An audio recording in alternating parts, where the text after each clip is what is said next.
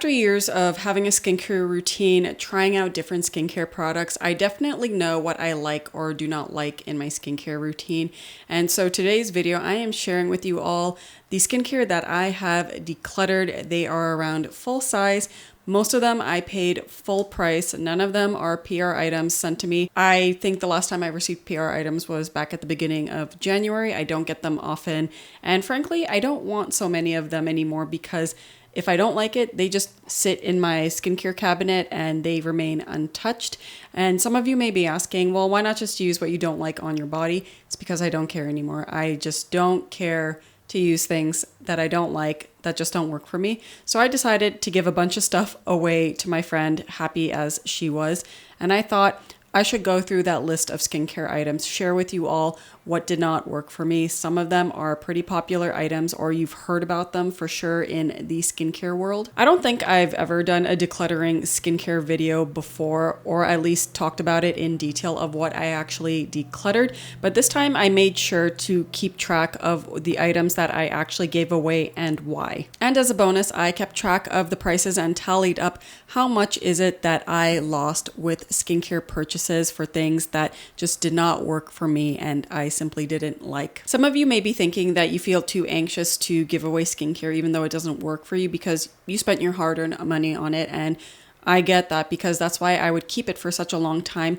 But in reality, it really freed up my headspace, not just my skincare cabinet, because I no longer visually see that clutter and I do not think about it anymore. I don't think how I spent money on these products that I thought would work for me, that I'm not using, that are just sitting in my skincare cabinet, but I'm afraid to give it away and I feel like it's a waste of money, when in reality, products expire. So they're going to go to waste anyway, whether or not you use them. So may as well give it to someone who actually enjoys it and it can work for them. With that being said, let's get into the 10 products that I decluttered and my friend so graciously received from me. The first one is a very popular one. I think I heard about it mostly from UK YouTube creators back in the day. I saw it in front of me. It was 30% off because it was like a New Year sale. And instead of picking up the smaller one, I went for the big one, and it is none other than the Body Shop Camomile Sumptuous Makeup Cleansing Butter. Does anyone remember that and how popular it was?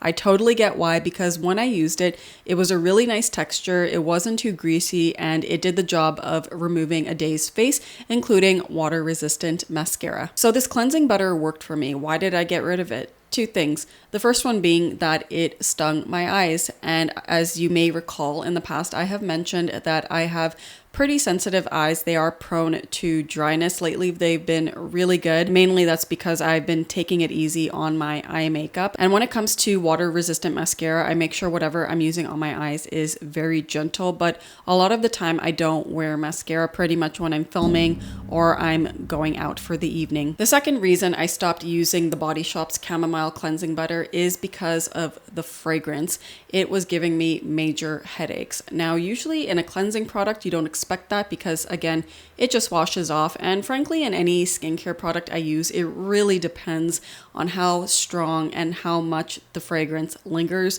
But in the case of the Body Shop's Camomile Cleansing Butter, it was lingering for quite a while. And I noticed that the more I used it, the more headaches I was getting. So I stopped using it. The headaches went away.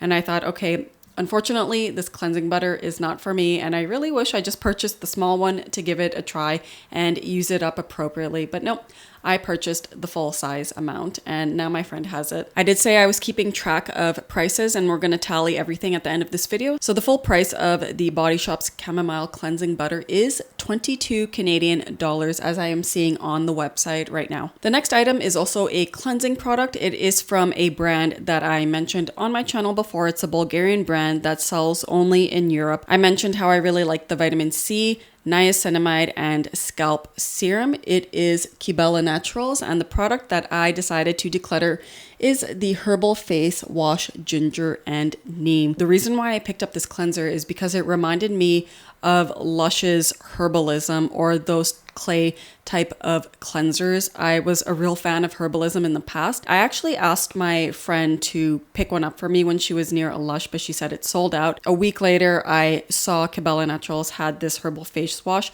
The texture looked very similar to those Lush cleansers, so I decided to pick it up. At first, it was okay. It just, felt like a messy clay cleanser that I really enjoyed. It nicely physically exfoliated my skin, making it feel smoother.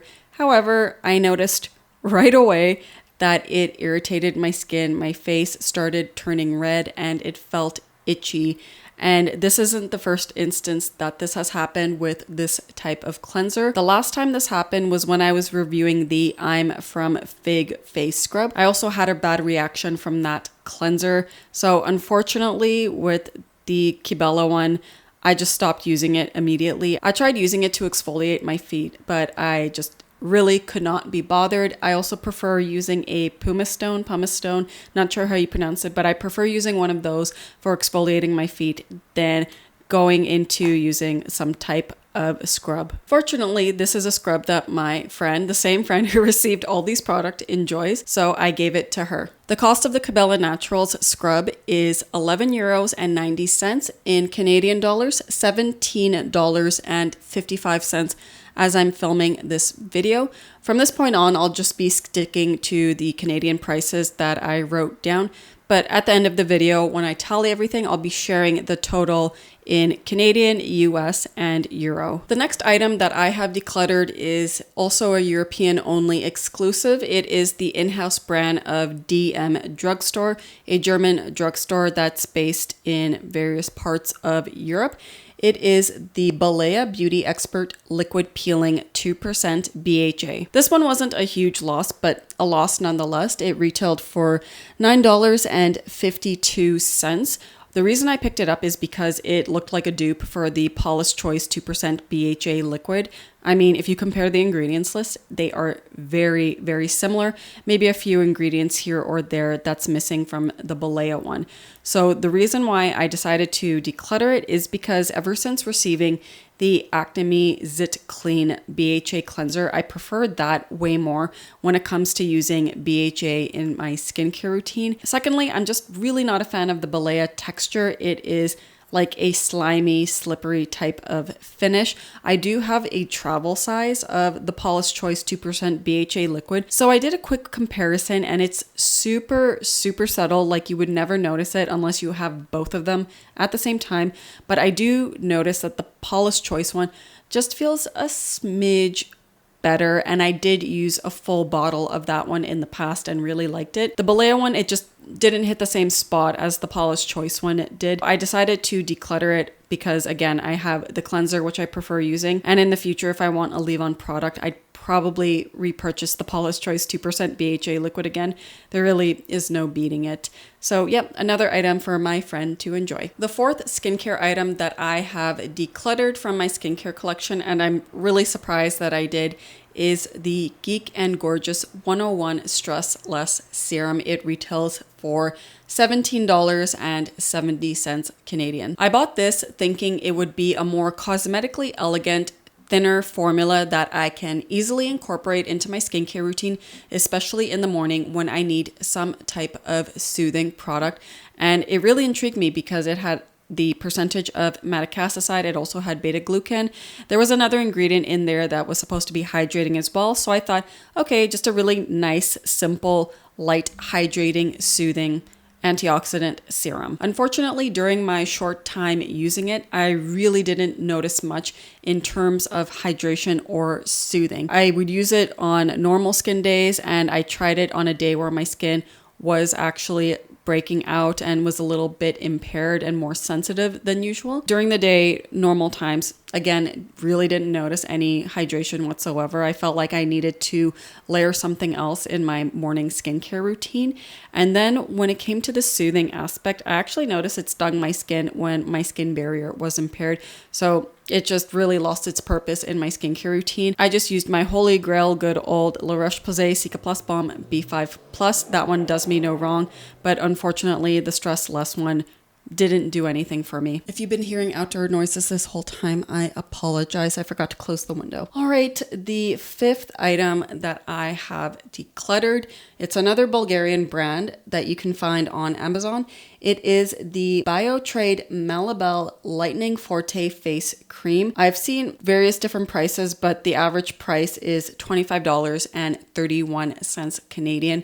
The reason I picked this up is because, as you can see on my cheek here, I have freckles, but I've been noticing there's a big cluster of them here that have been staying more and more. If you recall my video on reviewing the Inven Intense Protect SPF 50+, I purchased the Biotrade cream before getting that sunscreen, before getting the vitamin C and niacinamide serum from Kibela Naturals. I bought this during the winter months, so I thought that would be the better time to try using this type of cream. You can use it as a spot treatment. I've also tried it all over my face, and I did notice a brightening benefit to it. It does have a derivative of vitamin C. It also has kojic acid, and in my personal experience, kojic acid is great at brightening the skin. It's actually in the Kibela Naturals niacinamide serum. But unfortunately, like the Body Shop's Camomile cleansing butter, it has fragrance in it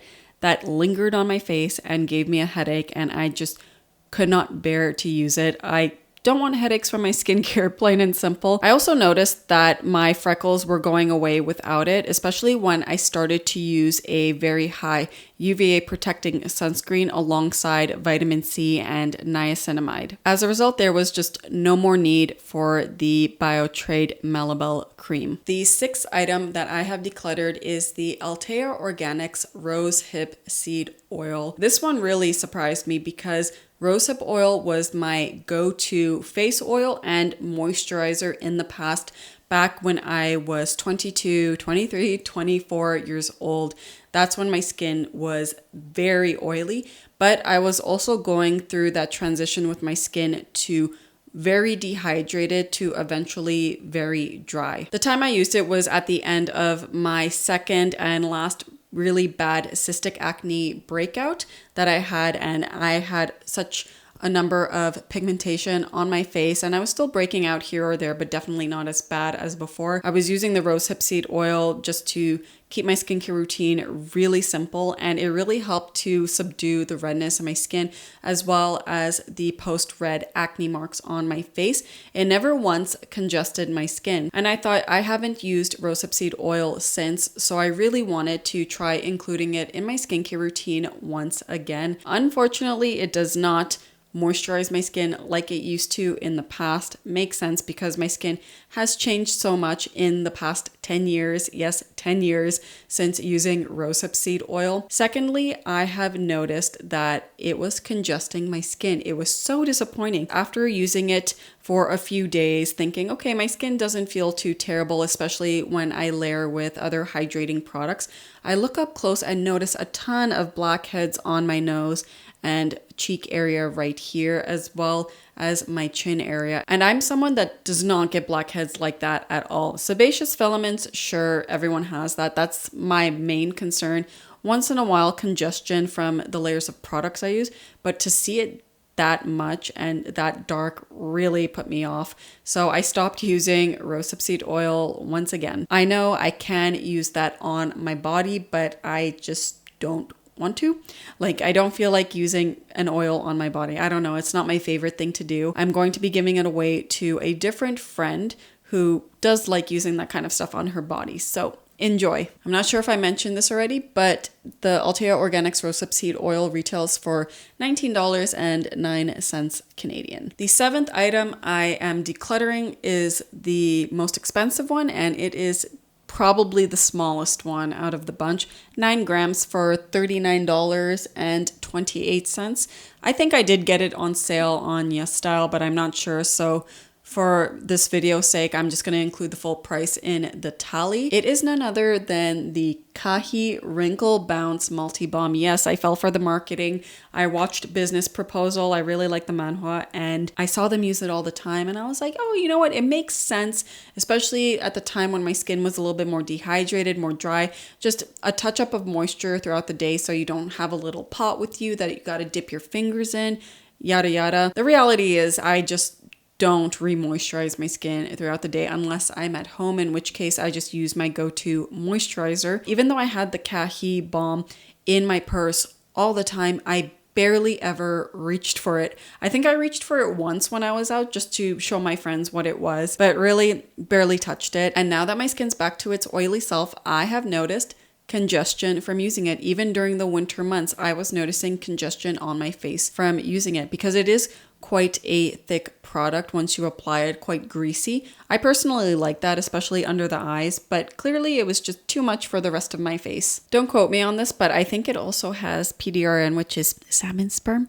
So that was also something else that I'm like, I'm using that on my face. I don't know how to feel about that, especially because it does feel very nice, but knowing that it has the salmon complex in it, it did kind of put me off a little bit. Another thing is that it did have fragrance, a very strong fragrance, used in small amounts. It wasn't that bad, but wasn't something that is my favorite thing, as you know, when it comes to skincare products. So I just decided to cut my losses with that one and let it go. I barely touched it, so it just had to get out of my skincare collection. The 8th product that I decluttered is another mineral sunscreen. Another one bites the dust. I don't know why I keep purchasing them.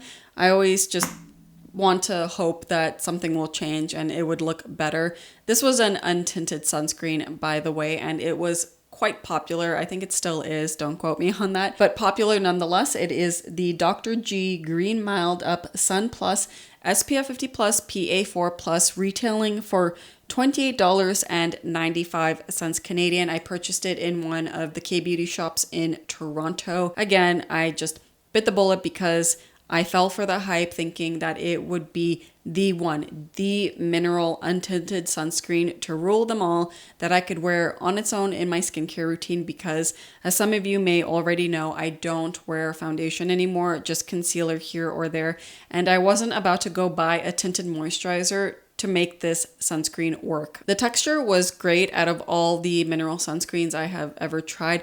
This one was definitely the most cosmetically elegant. It didn't feel super greasy at all. It set pretty nicely on the skin. If you are interested, I did a full review of it on my blog, which I will list in the description box down below. But if you want to have a dedicated video, I do have a video of me applying the sunscreen and how it wore throughout the day. I kind of hesitated on making the review, but if you want to see it, let me know in the comments down below. Long story short, really liked the texture of it, and it was probably the most forgiving mineral sunscreen I have tried, considering that it's not tinted. Unfortunately, you could still see the cast, and that's something I've accepted, especially with untinted mineral sunscreens. There will always be a cast on me. My husband noticed it. I always noticed it. Granted, I still wore it on its own, especially during the winter months when I was at my palest and I didn't show so much skin, so you would only see a paler than usual face. But once the sun came out and the weather got better, I just stopped using it because that's when you could really see the cast, is when the sun came out. And so instead of letting it sit in my skincare collection, pretty full, going to expire, I decided to give it to my friend who does not mind wearing sunscreens with a little bit of a cast. Speaking of sunscreens with a white cast, I decluttered another one of those, but it was not a mineral sunscreen. I thought it was, but I also didn't bother to look up the ingredients. I just wanted to try it and assumed it was a mineral sunscreen. It is the Canmake Mermaid Skin Gel UV SPF 50 Plus PA4 Plus number 2 white. Like I said, I thought that was a mineral sunscreen. It turns out it has pretty similar ingredients to the original Canmake Mermaid Skin Gel UV sunscreen that I loved using in the past. The only difference between that one and this one is the white effect from it, and it is an intentional effect to tone up the skin. This is something that's pretty much done in Asian makeup. It's in their primers and sometimes sunscreens, and actually the sunscreen is kind of like a primer.